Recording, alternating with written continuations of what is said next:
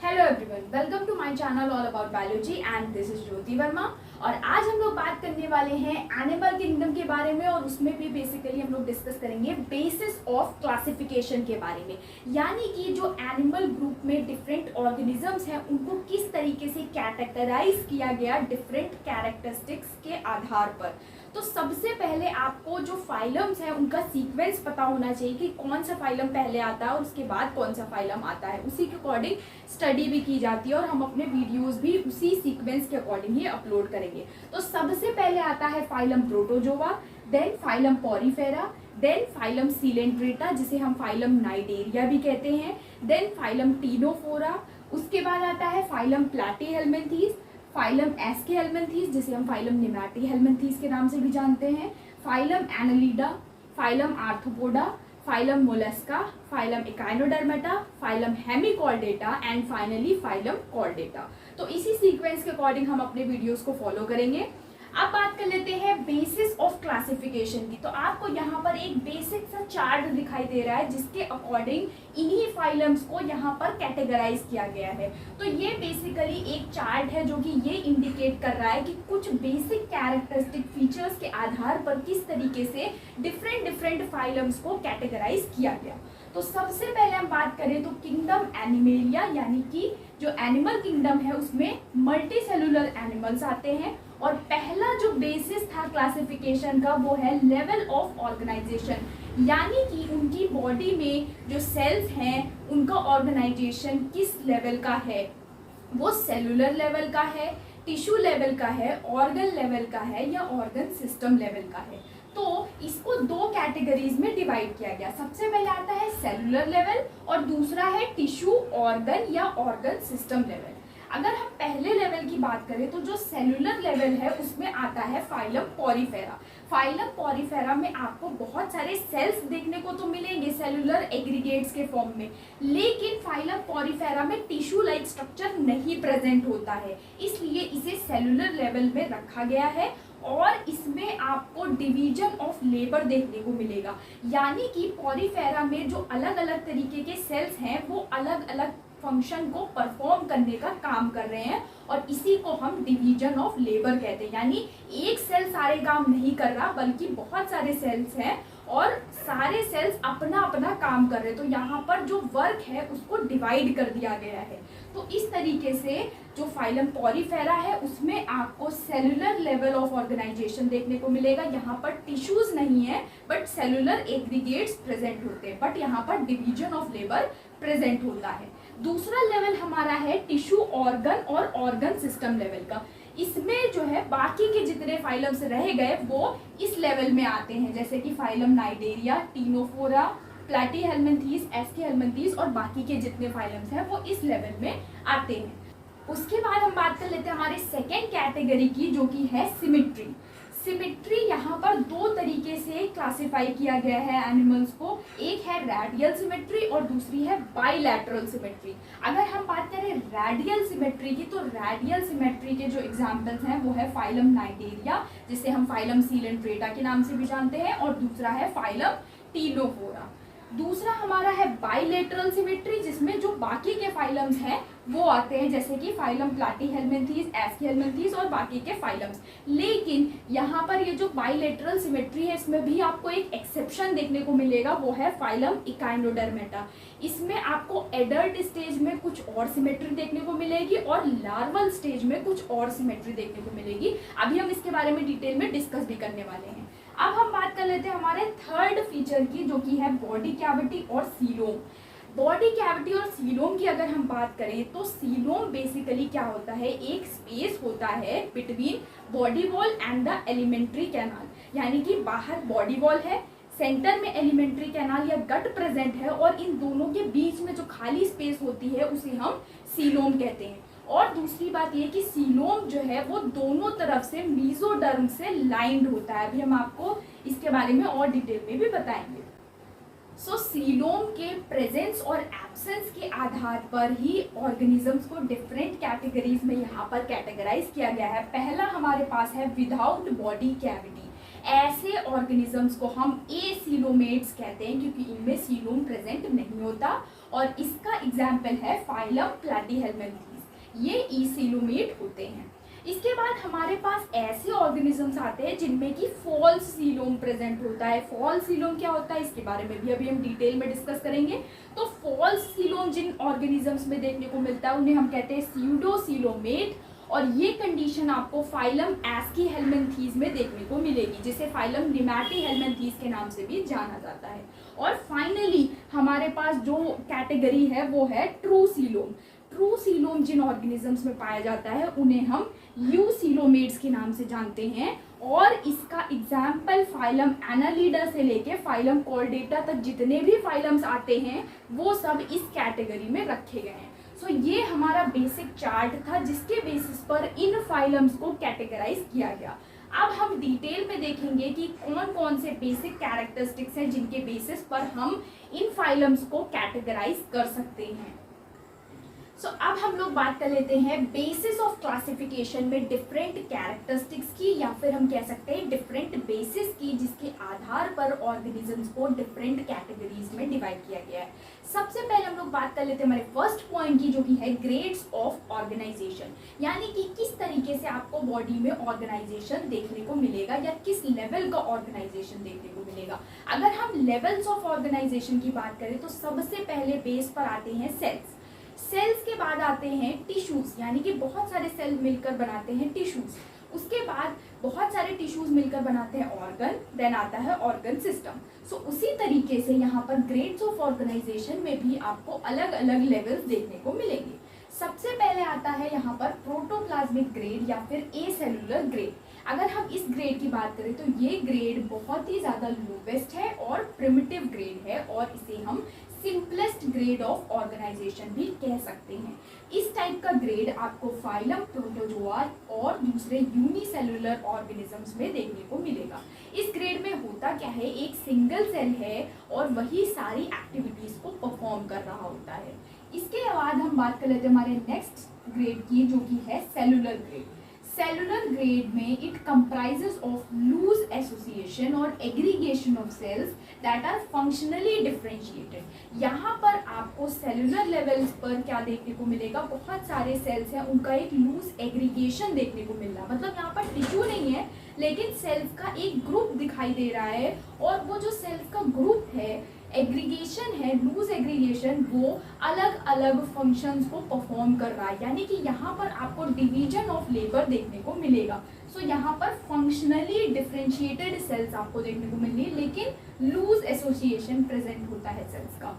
तो ये सिचुएशन आपको फाइलम पॉरीफेरा के मेंबर्स में देखने को मिलेगी, जिसमें जो सेल्स हैं वो लूज एग्रीगेशन के फॉर्म में प्रेजेंट है और हर सेल अपना एक पर्टिकुलर फंक्शन परफॉर्म कर रहा होता है। अब हम बात कर लेते हैं हमारे थर्ड ग्रेड की, जो कि है टिश्यू ग्रेड।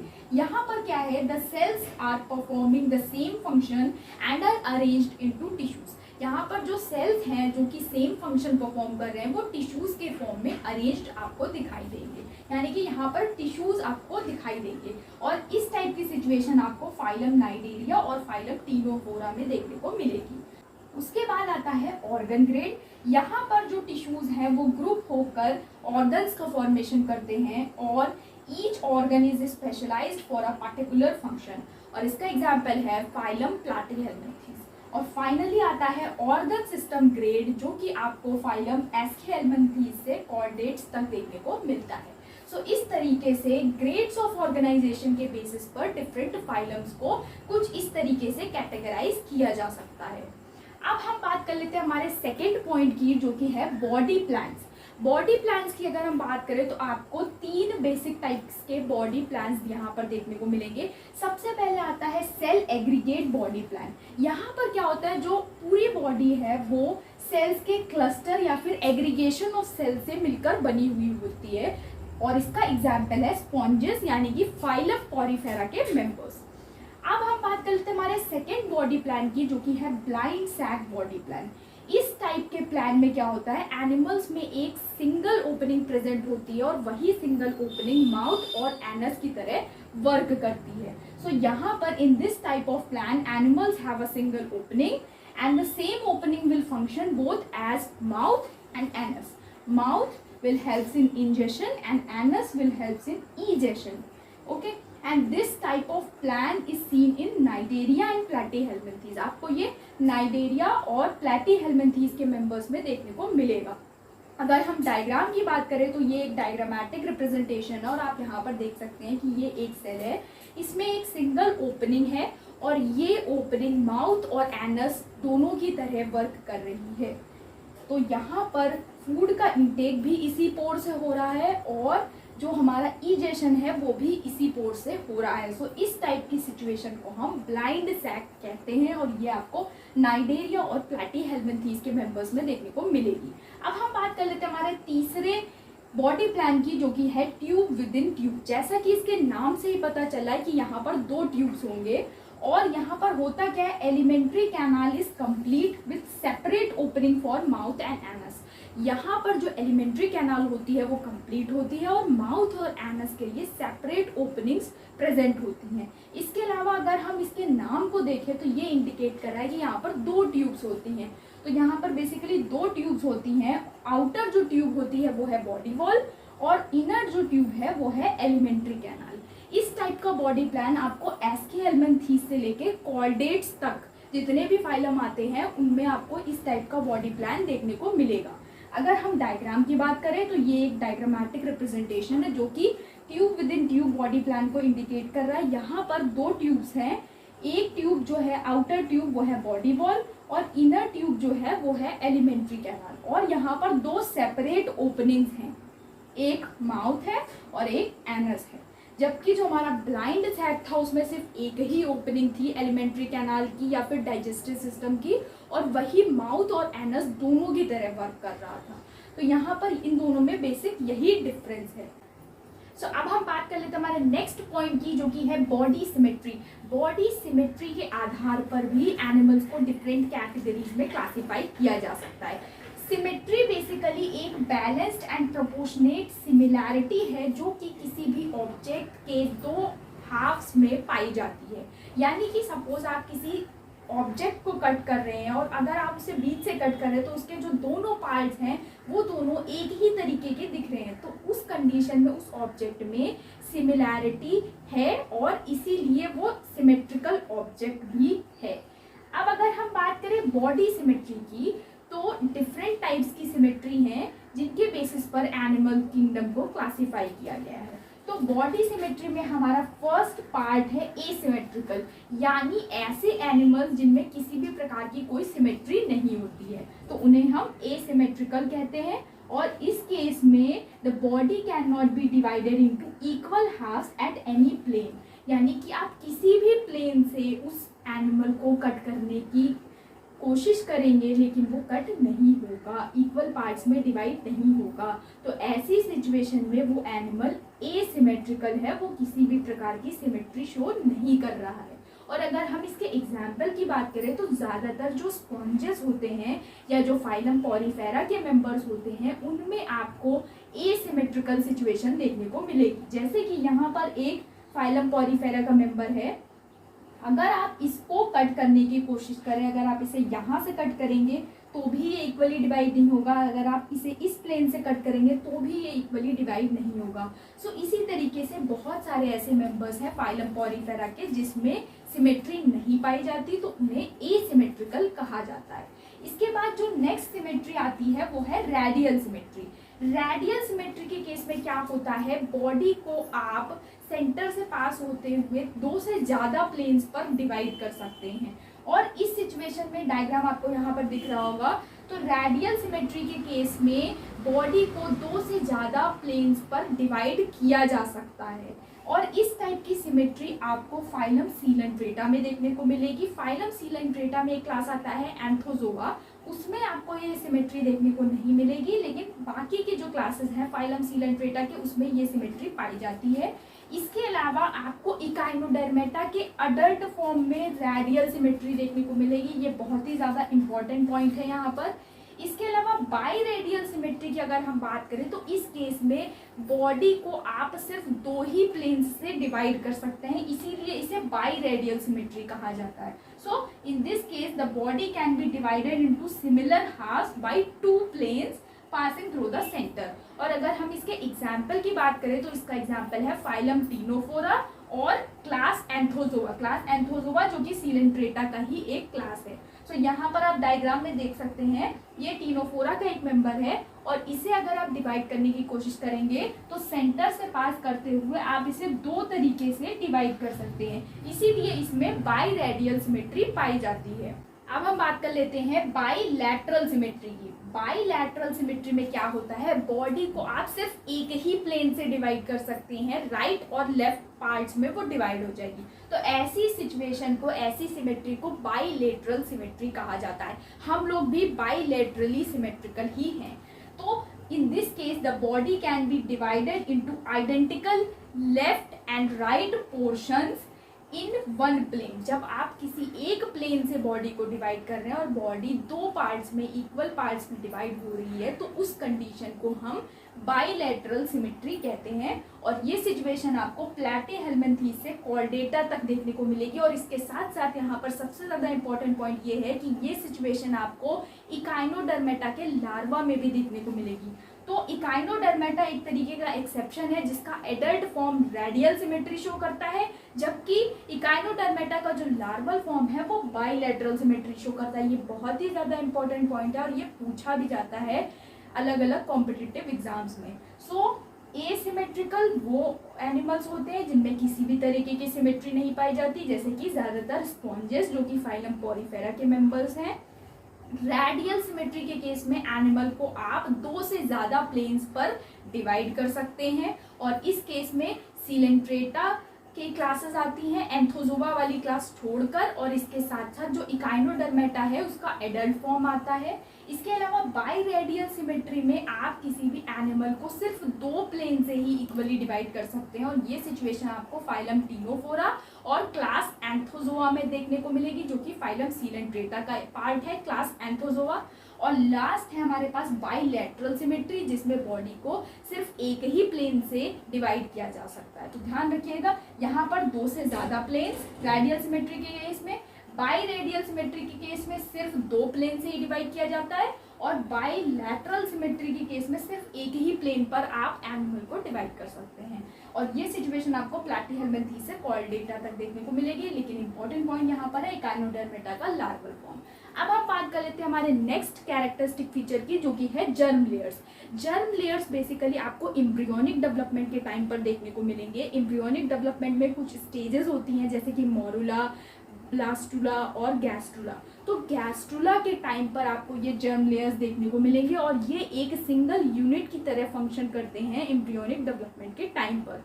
गैस्ट्रुला के बाद ये जो जर्म लेयर्स होते हैं यही टिश्यू और ऑर्गन्स का फॉर्मेशन करते हैं। तो ये जो जर्म लेयर्स हैं इसके नंबर के आधार पर एनिमल्स को दो कैटेगरीज में डिवाइड किया जा सकता है। एक है डिप्लोब्लास्टिक एनिमल और दूसरा है ट्रिप्लोब्लास्टिक एनिमल। डिप्लोब्लास्टिक एनिमल्स के केस में आपको सिर्फ दो जर्म लेयर्स देखने को मिलेंगे, एक होगा आउटर एक्टोडर्म और इनर इंडोडर्म, जबकि जो ट्रिप्लोब्लास्टिक एनिमल्स होते हैं उनके केस में आपको तीन जर्म लेयर्स देखने को मिलेंगे, outer ectoderm, middle mesoderm and inner endoderm.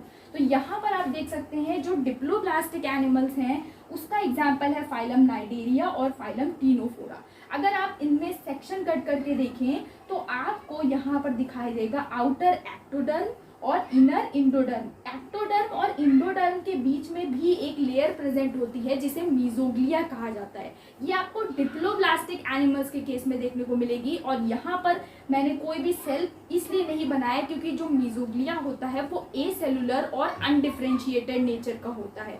तो इसीलिए डिप्लोब्लास्टिक एनिमल्स में आपको कुछ इस टाइप की सिचुएशन देखने को मिलेगी। जबकि अगर हम बात करें ट्रिप्लोब्लास्टिक एनिमल्स की तो इस केस में जो एग्जाम्पल है वो है प्लैटी-हेल्मनथीस से लेकर कॉर्डेटा तक, और इस केस में आपको आउटर एक्टोडर्म, मिडल मेसोडर्म और इनर एंडोडर्म देखने को मिलेगी। यहाँ पर जो मेसोडर्म होती है वो सेलुलर इन नेचर होती है। तो मेसोडर्म और मेसोग्लिया में कंफ्यूज मत होइएगा। मेसोग्लिया आपको डिप्लोब्लास्टिक एनिमल्स के केस में देखने को मिलेगी और ये एसेलुलर और अनडिफरेंशिएटेड होती है, जबकि जो मीजोडर्म होता है ये आपको ट्रिप्लोब्लास्टिक एनिमल्स के केस में देखने को मिलेगा और ये सेलुलर इन नेचर होता है, इसमें सेल्स पाए जाते हैं। तो इस तरीके से डिप्लोब्लास्टिक और ट्रिप्लोब्लास्टिक एनिमल्स में ये डिफरेंस होता है और इसी बेसिस पर एनिमल्स को कैटेगराइज किया गया है। सो हमारा नेक्स्ट बेसिस है जो कि है सेगमेंटेशन। सेगमेंटेशन की अगर हम बात करें तो उसके बेसिस पर हम एनिमल्स को डिफरेंट कैटेगरीज में कैटेगराइज कर सकते हैं। जैसे कि यहाँ पर जो सेगमेंटेशन है वो बेसिकली दो टाइप्स का होता है, एक होता है फॉल्स सेगमेंटेशन और दूसरा होता है ट्रू सेगमेंटेशन। पहले हम बात कर लेते हैं ट्रू सेगमेंटेशन की। सो जो ट्रू सेगमेंटेशन होता है वो 3 टाइप्स का हो सकता है, एक एक्सटर्नल सेगमेंटेशन, दूसरा इंटरनल सेगमेंटेशन और तीसरा मेटामेरिक सेगमेंटेशन। एक्सटर्नल सेगमेंटेशन की अगर हम बात करें तो एक्सटर्नल सेगमेंटेशन में जो आपको सेगमेंट्स दिखाई देंगे वो एक्सटर्नली दिखाई देंगे, यानी बाहर से दिखाई देंगे। तो इस टाइप के सेगमेंटेशन को हम एक्सटर्नल सेगमेंटेशन कहते हैं और ये फाइलम आर्थ्रोपोडा में आपको देखने को मिलेगा। जैसे कि कॉकरोच का अगर हम एग्जाम्पल लें तो उसमें आपको थोरैक्स रीजन में 3 सेगमेंट्स देखने को मिलते हैं जो कि है प्रोथोरैक्स, मीजोथोरैक्स और मेटाथोरैक्स। इसके अलावा एब्डोमिनल रीजन में भी आपको एक्सटर्नली सेगमेंट्स दिखाई देते हैं। इसके बाद अगर हम बात करें इंटरनल सेगमेंटेशन की तो ऐसे केस में इंटरनली सेगमेंट्स प्रेजेंट होते हैं। जैसे कि अगर हम बात करें वर्टिब्रेट्स की तो वर्टिब्रेट्स में जो वर्टिब्रल कॉलम होता है उसमें भी सेगमेंट्स प्रेजेंट होते हैं, तो ये एक इंटरनल सेगमेंटेशन का एग्जांपल है। अब आप बात कर लेते हैं मेन जो हमारा सबसे ज़्यादा इंपॉर्टेंट टाइप का सेगमेंटेशन है वो है मेटामेरिक सेगमेंटेशन। मेटामेरिक सेगमेंटेशन के केस में क्या होता है, बॉडी जो है वो externally as well as internally divided होती है और उसके साथ साथ हर सेगमेंट में कोई ऑर्गन का रिपीटिशन भी देखने को मिलता है। तो यहाँ पर क्या होता है, body is externally and internally divided into segments with a serial repetition of at least one organ. यहाँ पर आपको सीरियल रेपिटेशन देखने को मिलता है। अगर हम एग्जाम्पल की बात करें तो इसका एग्जाम्पल है फाइलम एनेलिडा का, और अगर आप बात करें इसके एग्जाम्पल की तो इसमें आपको अर्थवॉर्म के केस में मेटामेरिक सेगमेंटेशन देखने को मिलता है। उसमें प्रॉपर सेगमेंट्स प्रेजेंट होते हैं और हर सेगमेंट में कोई ना कोई ऑर्गन जरूर रिपीट होता है। अब हम बात कर लेते हैं हमारे नेक्स्ट टाइप की जो कि है स्यूडो सेगमेंटेशन, स्यूडो मेटामेरिज्म और फॉल्स सेगमेंटेशन। तो इस टाइप के सेगमेंटेशन को आप टेप वॉर्म्स में देख सकते हैं। एग्जाम्पल इसका है टेनिया सोलियम। सो यहाँ पर जो हेड रीजन होता है टेनिया का उसे हम कहते हैं स्पोलेक्स, और बाकी के जो सेगमेंट्स होते हैं इन्हें हम सेगमेंट्स नहीं कहते, प्रोग्लॉटिड्स कहते हैं, क्योंकि यहाँ पर फॉल्स सेगमेंटेशन पाया जाता है। अब हम बात करते हैं हमारे नेक्स्ट कैरेक्टरिस्टिक की जो कि है बॉडी कैविटी और सीलोम। सो बॉडी कैविटी और सीलोम के बेसिस पर किस तरीके से एनिमल्स को कैटेगराइज किया जाता है वो देख लेते हैं। सीलोम की अगर हम बात करें तो सीलोम बेसिकली एक स्पेस होता है बॉडी वॉल और एलिमेंट्री कैनाल के बीच में, उसमें आपको ऑर्गन्स मिलेंगे। सो जैसा कि आप यहाँ पर डायग्रामेटिक रिप्रेजेंटेशन देख रहे हैं, ये है बॉडी वॉल और सेंटर में है गट यानी कि alimentary canal. So body wall और एलिमेंट्री कैनाल के बीच में जो खाली स्पेस है उसे हम सीलोम कहते हैं।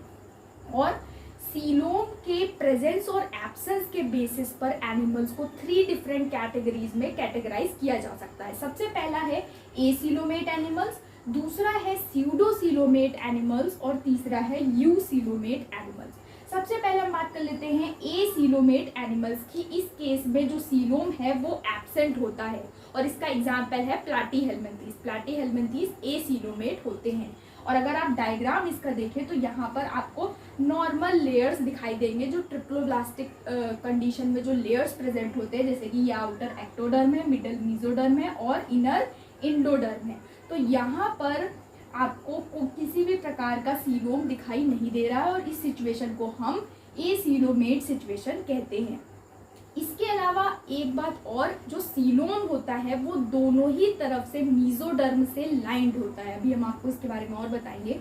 सीडोसीलोमेट की अगर हम बात करें तो यहाँ पर क्या है, जो बॉडी कैविटी है वो मीजोडर्म से लाइंड नहीं है और इसकी जगह पे मीजोडर्म के पाउचेस प्रेजेंट है। इस वजह से इसे स्यूडोसीलोम कहा जाता है और ये आपको फाइलम एस्कीहेल्मिन्थीस में देखने को मिलेगा। यहाँ पर अगर आप देखें तो ये जो आउटर लेयर है ये है एक्टोडर्म, उसके बाद ये जो सेंटर में आप लेयर ब्लू से देख रहे हैं ये है इंडोडर्म और यहाँ सेंटर में है प्रिमिटिव गट या फिर एलिमेंट्री कैनाल।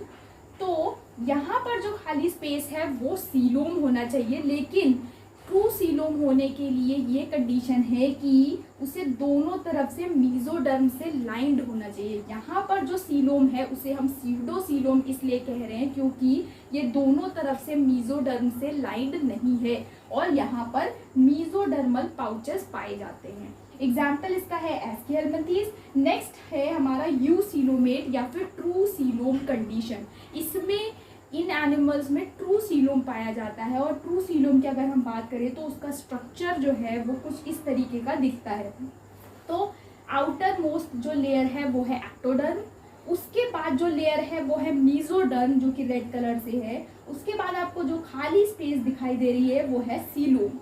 और ये जो सीलोम है ये दोनों ही तरफ से मीजोडर्म से लाइंड है। अगर आप ध्यान से देखें तो बाहर से ये देखिए ये मीजोडर्म है और इसके बाद अंदर से भी ये मीजोडर्म से लाइंड है। तो ये एक तरीके का ट्रू सीलोम है। उसके बाद सेंटर में आपको ये जो ब्लू से दिखाई दे रहा है ये इंडोडर्म है और फिर सेंटर में जो ये खाली स्पेस है वो है गट यानी कि एलिमेंट्री कैनाल। सो सीलोम जो है वो खाली स्पेस है जो कि बॉडी वॉल और एलिमेंट्री कैनाल के बीच में पाया जाता है जो दोनों तरफ से मीजोडर्म से लाइंड होता है। और ये सिचुएशन आपको फाइलम एनालिडा से लेकर फाइलम कॉर्डेटा तक देखने को मिलेगी। इसके अलावा ट्रू सीलोम किस तरीके से फॉर्म होता है उसके बेसिस पर एनिमल्स को दो कैटेगरीज में डिवाइड किया जा सकता है। एक है साइजोसीलोमेट और दूसरा है इंटेरोसीलोमेट। साइजोसीलोमेट में ये जो ट्रू सीलोम है ये कैसे बनता है, ये मीजोडर्म की स्प्लिटिंग से बनता है। ये केस आपको फाइलम एनालिडा, आर्थ्रोपोडा और मोलस्का में देखने को मिलेगा। जबकि जो इंटेरोसीलोमेट कंडीशन होती है उसमें जो सीलोम बनता है वो आर्केंटेरॉन के पाउचेस से बनता है, इसलिए इन्हें इंटेरोसीलोमेट कहा जाता है। और ये सिचुएशन आपको इकाइनोडर्मेटा, हेमिकॉर्डेटा और कॉर्डेटा में देखने को मिलेगी। सो अब हम बात कर लेते हैं हमारी नेक्स्ट हेडिंग की जो कि है फेट ऑफ ब्लास्टोपोर। सो ये ब्लास्टोपोर आपको एम्ब्रियोनिक डेवलपमेंट के टाइम पर देखने को मिलता है। और बेसिकली होता क्या है, जब जाइगोट बनता है, जाइगोट के बाद उसमें कई क्लीवेज होते हैं। उसके बाद आती है मोरुलर स्टेज, उसके बाद आती है ब्लास्टुलर स्टेज और फाइनली जब आती है गैस्ट्रुलर स्टेज। तो गैस्ट्रुलर स्टेज के टाइम पर बहुत सारी चीज़ें होती हैं, सेल्स का मूवमेंट होता है, इमेजिनेशन होता है, इसके अलावा और भी कई सारी चीज़ें होती हैं। तो गैस्ट्रुलर स्टेज के दौरान ही क्या होता है, एक तरीके की कैविटी का फॉर्मेशन होता है जिसे आर्केंटेरॉन कहा जाता है। और इस कैविटी का जो पोर होता है उसे ब्लास्टोपोर कहा जाता है। तो ब्लास्टोपोर यहाँ से आया है। और अब ये ब्लास्टोपोर माउथ में डेवलप होगा या फिर एनस में डेवलप होगा, इसी के बेसिस पर ऑर्गेनिजम्स को दो डिफरेंट कैटेगरीज में डिवाइड किया गया है। एक है प्रोटोस्टोम और दूसरा है ड्यूटेरोस्टोम। प्रोटोस्टोम की अगर हम बात करें तो इनके केस में ब्लास्टोपोर से माउथ का डेवलपमेंट होता है और इसका एग्जाम्पल है फाइलम एनालिडा, आर्थ्रोपोडा और फाइलम मोलस्का के मेंबर्स।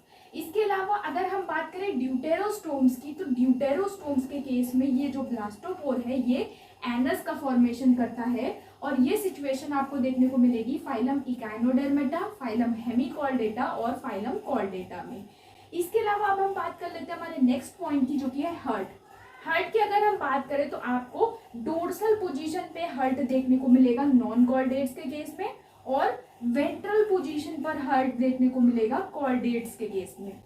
अब हम बात कर लेते हैं सर्कुलेटरी सिस्टम की। सर्कुलेटरी सिस्टम की अगर हम बात करें तो सर्कुलेटरी सिस्टम दो टाइप्स का होता है, एक होता है ओपन सर्कुलेटरी सिस्टम और दूसरा होता है क्लोज्ड सर्कुलेटरी सिस्टम।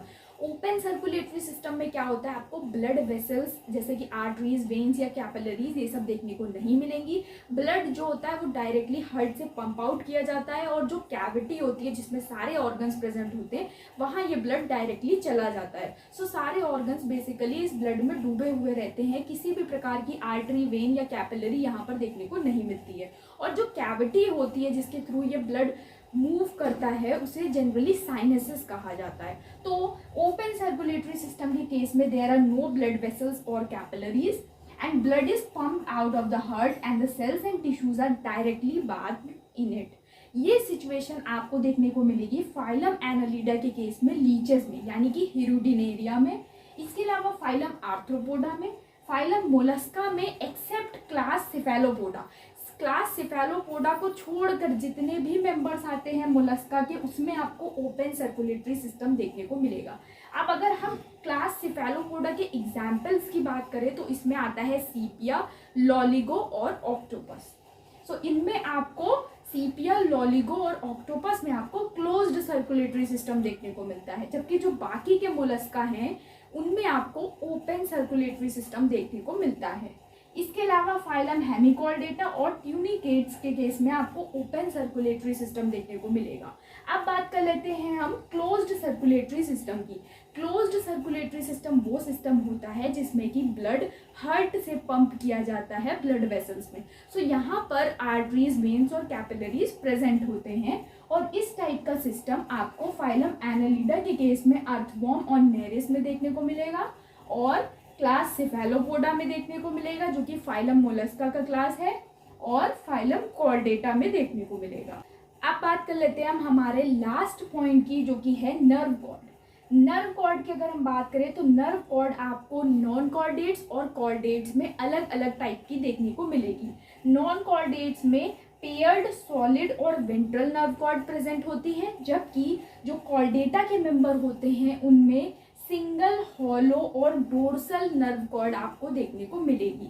सो ये बेसिकली थे सारे कैरेक्टर्स जिनके बेसिस पर एनिमल्स को कैटेगराइज किया गया है। अगर आपको वीडियो पसंद आया तो चैनल को सब्सक्राइब करिए, लाइक करिए, शेयर करिए। Thank you so much.